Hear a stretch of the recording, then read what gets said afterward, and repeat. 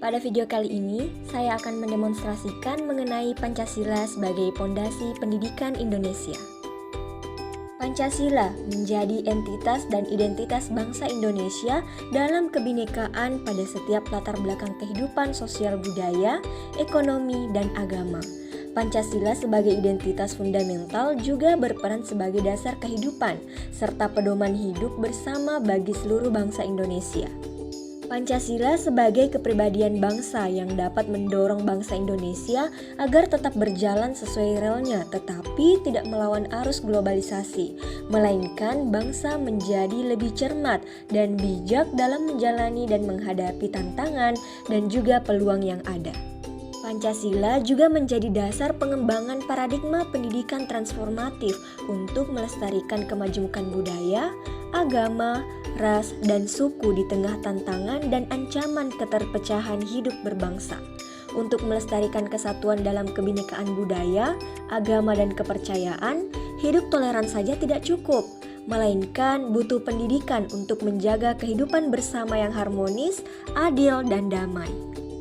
Namun, pendidikan agama yang merupakan integral dari pendidikan yang ada di keluarga, sekolah, dan masyarakat hanya berorientasi pada penguasaan pengetahuan kognitif dan tuntutan pelaksanaan aktivitas ritual. Sentuhan afektif dan pembentukan sikap kurang mendapatkan perhatian dalam proses pendidikan agama di sekolah. Pendidikan agama di sekolah juga cenderung memisahkan dan memasukkan para peserta didik yang beragama berbeda ke dalam kotak agamanya masing-masing. Akibatnya, para peserta didik lebih banyak melihat dan mengalami sisi perbedaan daripada pengalaman yang menyatukan. Padahal, pendidikan seharusnya berkontribusi bagi pelestarian kesatuan Indonesia dalam Kebhinneka Tunggal Ikaan. Pancasila sebagai pondasi pendidikan Indonesia diwujudkan dalam profil pelajar Pancasila. Profil pelajar Pancasila merupakan bentuk penerjemahan tujuan pendidikan nasional. Profil pelajar Pancasila berperan sebagai referensi utama yang mengarahkan kebijakan-kebijakan pendidikan termasuk menjadi acuan untuk para pendidik dalam membangun karakter serta kompetensi peserta didik.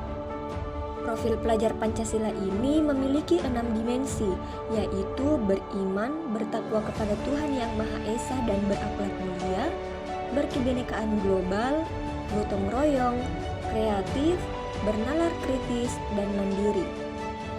Keenam dimensi profil Pancasila perlu dilihat secara utuh sebagai satu kesatuan, agar setiap individu dapat menjadi pelajar sepanjang hayat yang kompeten, berkarakter, dan berperilaku sesuai nilai-nilai Pancasila.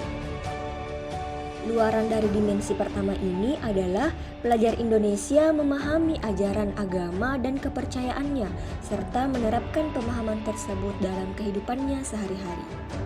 Ada 5 elemen kunci beriman bertakwa kepada Tuhan Yang Maha Esa dan berakhlak mulia. Yang pertama, akhlak beragama. Yang kedua, akhlak pribadi. Yang ketiga, akhlak kepada manusia. Yang keempat, akhlak kepada alam. Dan yang terakhir, akhlak bernegara. Luaran dari dimensi berkebinekaan global, yaitu pelajar Indonesia mempertahankan budaya luhur, lokalitas dan identitasnya, dan tetap berpikiran terbuka dalam berinteraksi dengan budaya lain, sehingga menumbuhkan rasa saling menghargai dan kemungkinan terbentuknya budaya baru yang positif dan tidak bertentangan dengan budaya luhur bangsa. Elemen kunci dari berkebinekaan global meliputi mengenal dan menghargai budaya, kemampuan komunikasi interkultural dalam berinteraksi dengan sesama, dan refleksi dan tanggung jawab terhadap pengalaman kebinekaan.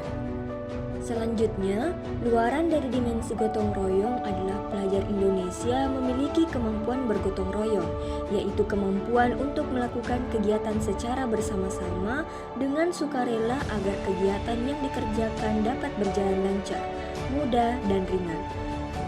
Elemen kunci dari gotong royong adalah kolaborasi, kepedulian, dan berbagi. Luaran dari dimensi kreatif adalah adanya pelajar yang kreatif yang mampu memodifikasi dan menghasilkan sesuatu yang orisinal, bermakna, bermanfaat, dan berdampak. Elemen kunci dari kreatif terdiri dari menghasilkan gagasan yang orisinal, menghasilkan karya dan tindakan yang orisinal, serta memiliki keluasan berpikir dalam mencari alternatif solusi permasalahan. Selanjutnya, dimensi bernalar kritis. Pelajar yang bernalar kritis mampu secara objektif memproses informasi, baik kualitatif maupun kuantitatif, membangun keterkaitan antara berbagai informasi, menganalisis informasi, mengevaluasi, dan menyimpulkannya. Elemen-elemen dari bernalar kritis adalah memperoleh dan memproses informasi dan gagasan, menganalisis dan mengevaluasi penalaran, merefleksi pemikiran, dan proses berpikir dalam mengambil keputusan. Dimensi yang terakhir adalah dimensi mandiri. Pelajar Indonesia merupakan pelajar mandiri, yaitu pelajar yang bertanggung jawab atas proses dan hasil kerjanya. Elemen kunci dari dimensi mandiri terdiri dari kesadaran akan diri dan situasi yang dihadapi, serta regulasi diri. Nah, dari penjelasan tadi tentu saja dapat memberikan jawaban kepada kita mengenai apa relevansi Pancasila sebagai entitas dan identitas bangsa Indonesia. Demikian demonstrasi dari saya, sekian dan terima kasih.